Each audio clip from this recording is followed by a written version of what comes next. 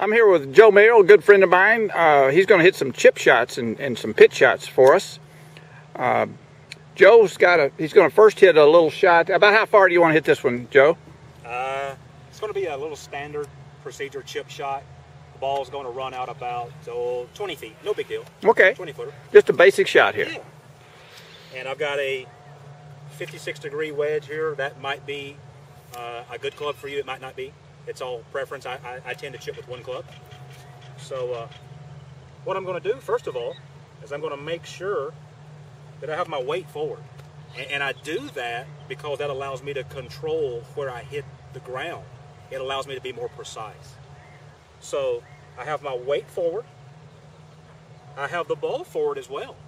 I do not play the ball back and lean the handle forward, and the reason for that is that brings in this leading edge.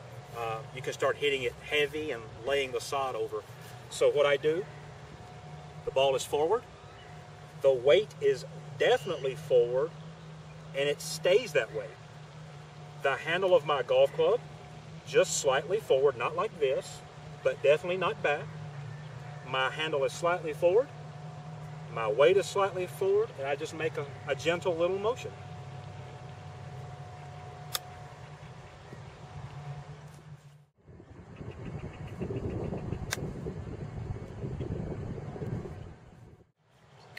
Now, Joe, if you were going to hit the shot where it carried a little further, what changes if the length of backswing, speed of downswing, quality of impact, if those were the three things that we were going to talk about in terms of components of the swing, which of those three would you change in order to change the ball a little bit?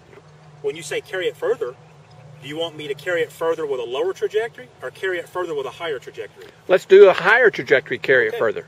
Well, to hit the ball higher, common sense says we got to have more loft. We got to have more dynamic lofted impact. So what I would do is I would have less handle lean. I can also open the club face at address. I can do a combination of those things to increase my loft. So if I wanted to hit a basic chip pitch type shot and didn't really want to change the overall motion or the look, I could just open the face and change my handle position to hit it higher. And I'll do that for you now. The ball stays forward. Now my weight stays forward. Now I want to make something perfectly clear, Tom. You do not tilt behind the ball to hit in the air. When you tilt behind the ball, the only thing that you do is you bring in hitting behind the ball. So I can hit this ball the highest with my weight the most forward. My weight location allows me to hit the ground with precision. It does not change the height of the shot. That comes from the loft. Okay, so I've got the face slightly open. I've got the ball forward, and I'm going to do this as an exaggeration. You can see my right foot is up on the inside. My weight is probably 95% forward, and I'm going to make the exact same chipping motion for you. Here we go.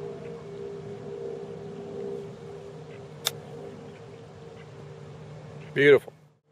Now, if you wanted to create more ball speed, would you adjust the length of the backswing slightly, but the rate of downswing be about the same, or would you consciously try to have more downswing speed with the same backswing, or a combination of the two? Well, that's a good question, and I think it can occur either way. I personally hit the ball a little further by just taking a little longer backswing. That's just my own personal choice and tempo, but there are world-class players that would simply swing faster. They would just simply swing faster. Swing a little longer. They might have the same length backswing, but just have increased the speed a little bit from that point. Right. And the thing about it is when you start bringing in acceleration, then you change the acceleration profile, you change handle locations. There's a lot of things that are happening on a physics and a mathematics level that's, Tom, is probably beyond the scope of this video. We won't get into that right now. But to answer your question, I personally just make a little longer backswing to hit the ball a little further. All right, great. Hit one of those shots with a little longer backswing. A little longer backswing. Face is open, hit it higher. I don't have a lot of shaft lean because that takes loft off of the club. So And I'm going to have my weight forward so you can see it. Weight forward to control where I hit the ground. Not a lot of handle lean. The face is open, and I'm going to make just a little bigger backswing. Here we go. And that ball flew about 30 yards. It did. It was about perfect. Yeah, I hit that one good. Very nice.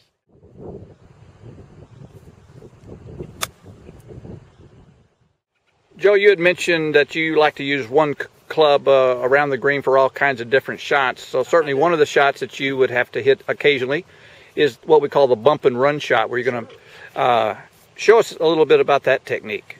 Well, first of all, bump and run. Obviously the ball is going to come out lower. But the key to the bump and run, in my opinion, is have you ever hit one where you wanted it to release and it stopped short and checked up and spun on you and you're like, my gosh. You want to get it back there. That's the whole key, is the run. So what I will do with that, first of all, is we got to hit it low. To hit it low, now you personally can change golf clubs. What I do is I lean the handle slightly forward to take the loft off of the club. That's what I do personally.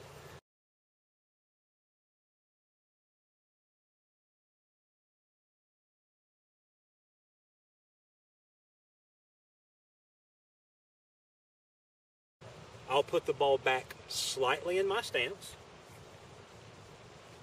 I will lean the handle slightly forward.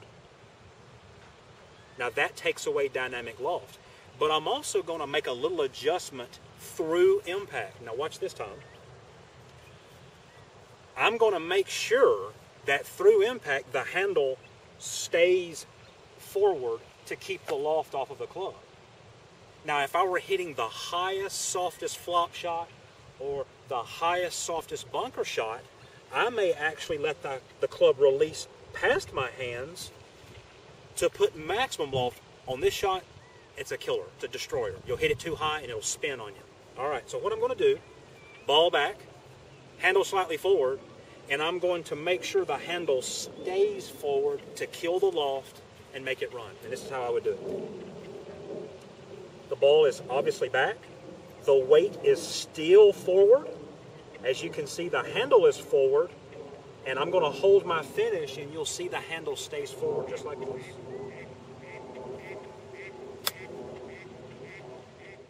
Thank you. And thanks for showing us that technique with the sand wedge.